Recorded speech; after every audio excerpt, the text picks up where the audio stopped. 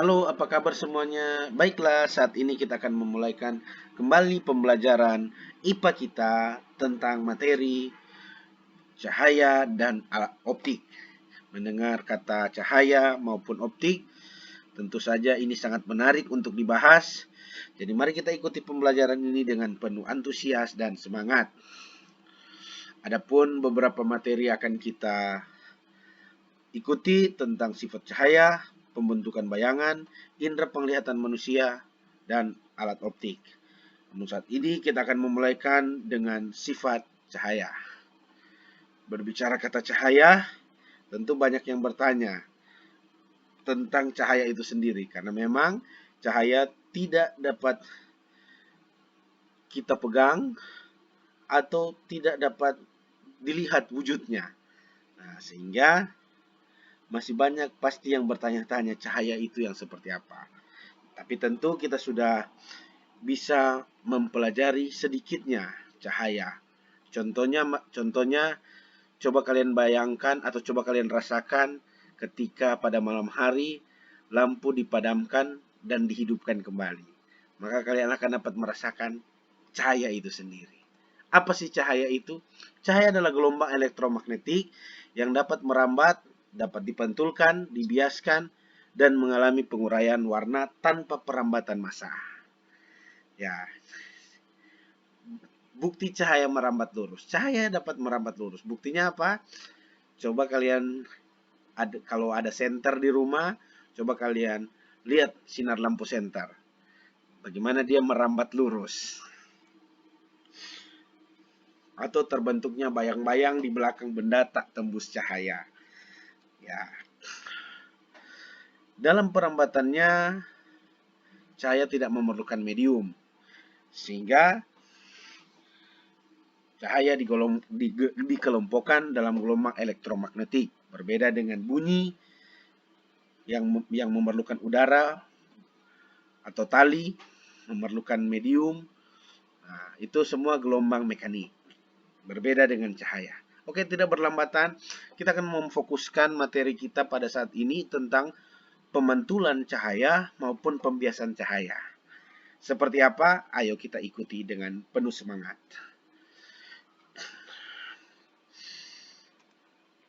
Ya. Nah, ini kira-kira benda yang dapat menghasilkan cahaya. Ada matahari, bintang, senter, kunang-kunang. Nah,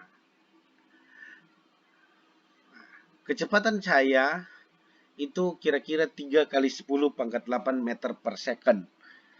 Artinya, dalam setiap second atau dalam 1 detik, cahaya dapat menempuh jarak 300 juta meter. Luar biasa, itu jarak yang sangat jauh. 300 juta meter. Luar biasa. Adapun sifat-sifat cahaya itu pertama, cahaya dapat dipantulkan atau refleksi. Kedua, dibiaskan atau namanya refraksi. Atau ketiga, dapat disilangkan tanpa mengganggu kecepatannya. Keempat, dapat melentur atau difraksi. Kelima, dapat dipadukan atau interferensi. Keenam, merambat dengan membawa energi. Ya.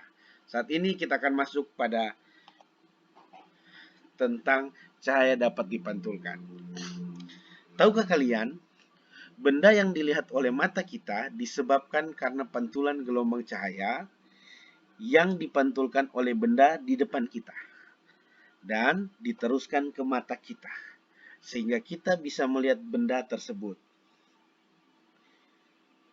Coba kalian bayangkan, bagaimana jika tidak ada cahaya?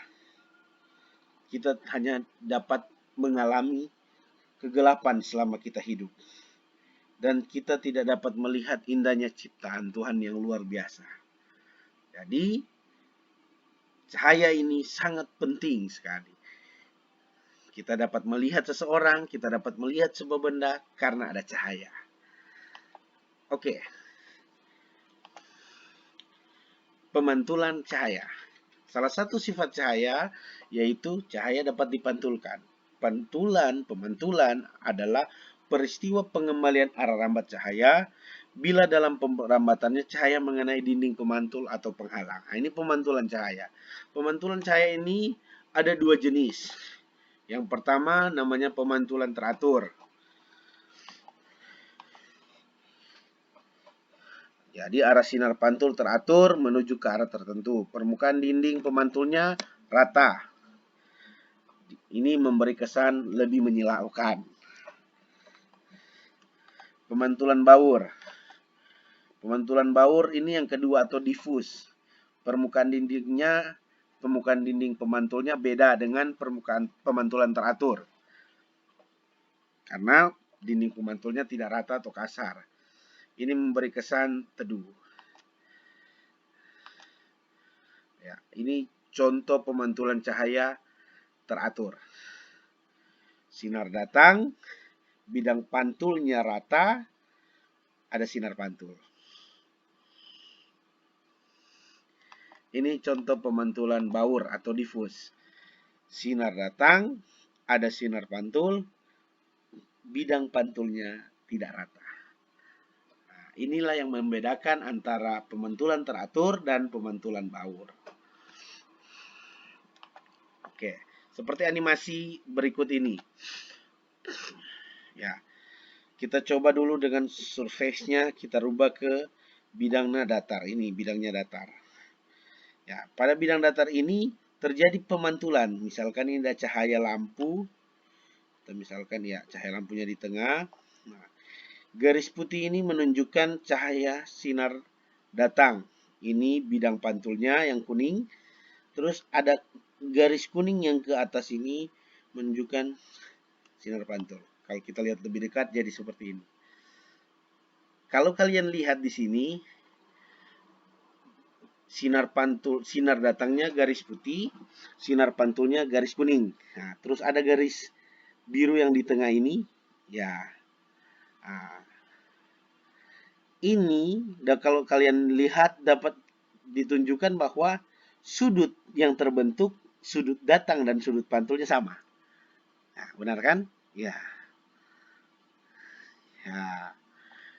Nah, itu pada pada pemantulan teratur. Kalau pada pemantulan yang baur, apa bedanya? Ya, lihat di sini. Di sini terlihat bahwa permukaannya tidak rata.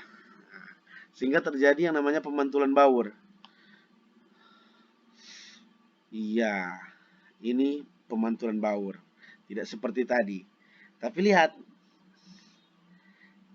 misalkan kita tinjau yang ini. Sinar datang, sinar pantul. Iya, ada garis biru ya, garis di tengah, garis normalnya. Dapat dilihat di sini bahwa sudut sinar datang dan sudut sinar pantul sama. Ya, dapat disimpul. Sehingga ada hukum yang mengatur hal ini, yaitu hukum pemantulan cahaya.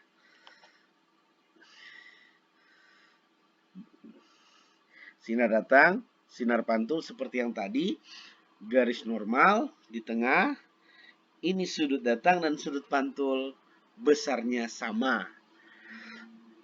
Jadi sinar datang, garis normal, sinar pantul terletak pada satu bidang datar. Ini hukum pemantulan cahaya, ini pada bidang datar atau bidang yang rata.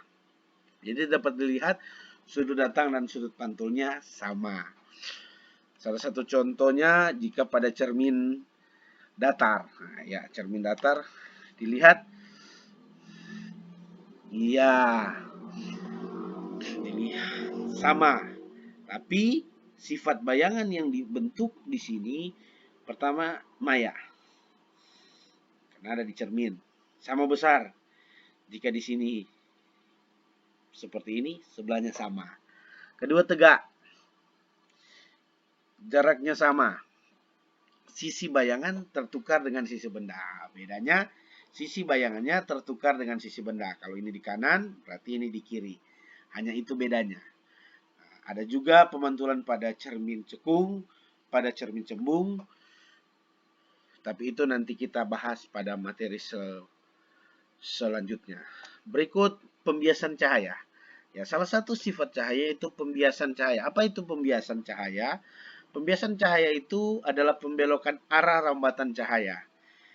Jadi, contohnya ketika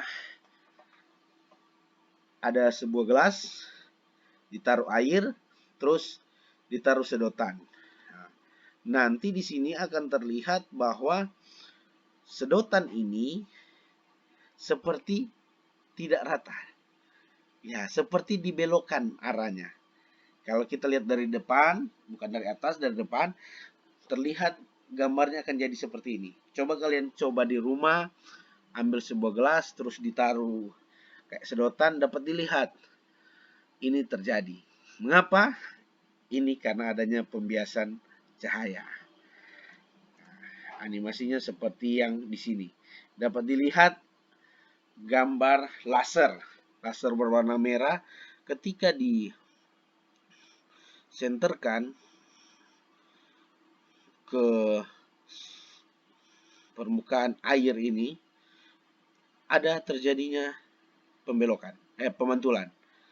Ini, nah, di sini harusnya dia lurus begini, namun dia sepertinya dibelokkan. Nah, itulah terjadinya pembiasan cahaya. Jadi, ada dua hal.